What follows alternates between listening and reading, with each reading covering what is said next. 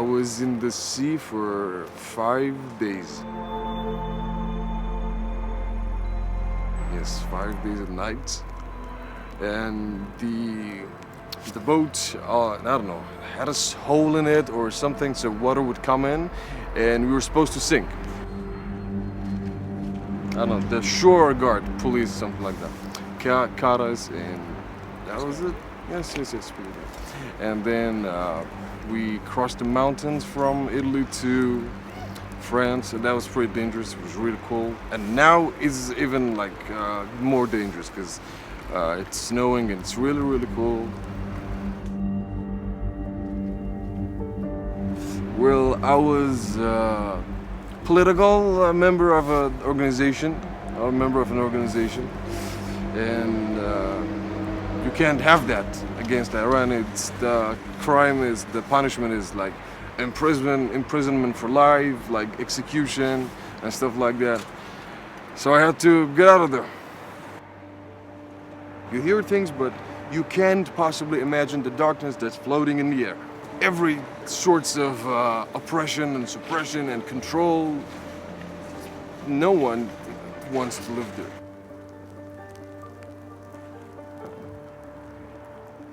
Always asking for more. I wanted a bigger world, and I was searching for it. Then at a point of my life, I realized it's English. By learning English, I'm gonna open a door to a big library, like a very, very huge library. And through English, I achieve a lot of things mentally, mostly. It helped me escape from the small circle I was in, and it sort of like popped the bubble for me.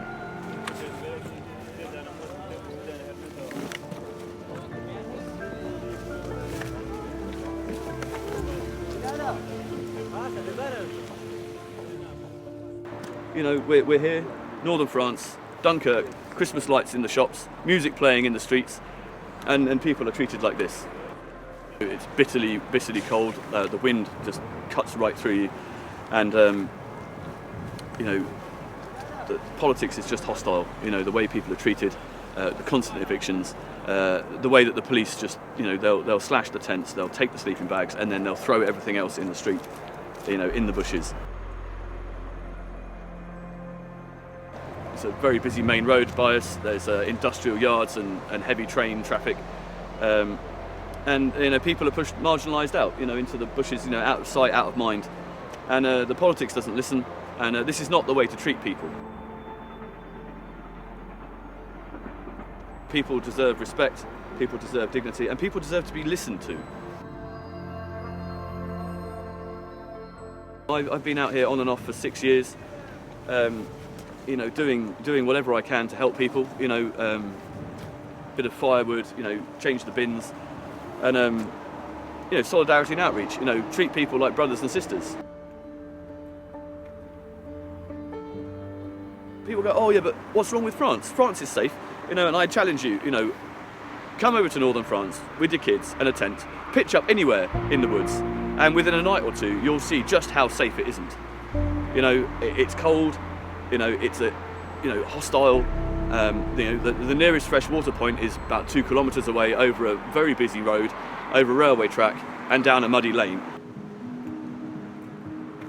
There was a young lad that got shot here last week in the knee. You know, my friend and I were able to stop the bleeding and wait for the ambulance. And he was 23, from Iraq.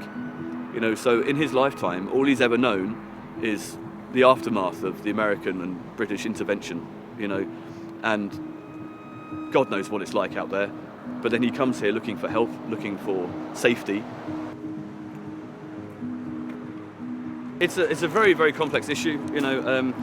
You've got to understand, you know, that the narrative that the majority of the mainstream media sell you is that it's either, you know, good versus bad, right versus wrong, you know, X, Y, and Z, whatever it is. It's much more complex than just a basic, you know, issue of, you know, why are they coming, whatever it is, you know. And what really frustrates me is the fact that the politics does not listen. Millions of pounds being sent to France by the British government, just to continue this or pursue this technique of just, pushing away, brush the humans under the carpet, push them into the bushes.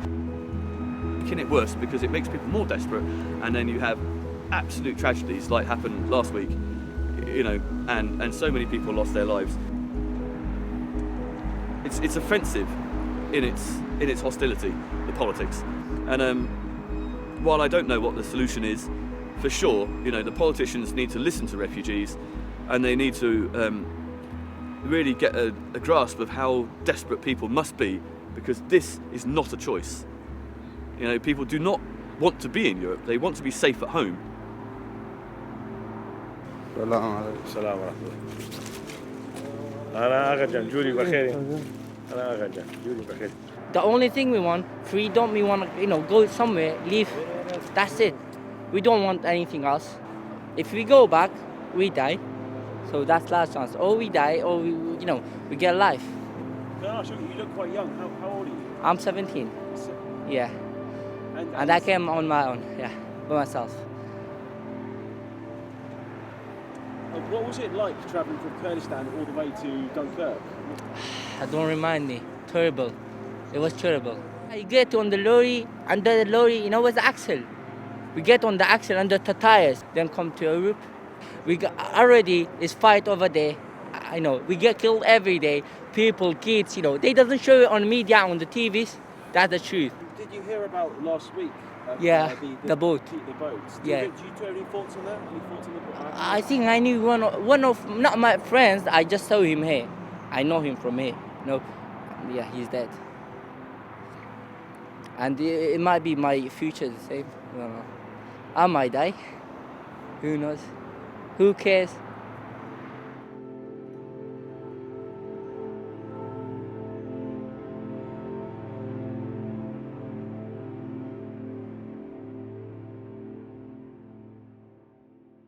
In these dark times that we find ourselves in, it's all too easy to feel passive and disengaged and hopeless. But there is something you can do. If you like the sound of a fearless, independent media outlet really trying to shine a light where the mainstream doesn't, then do sign up to Byline TV. You can hit the join button on YouTube or subscribe on Patreon.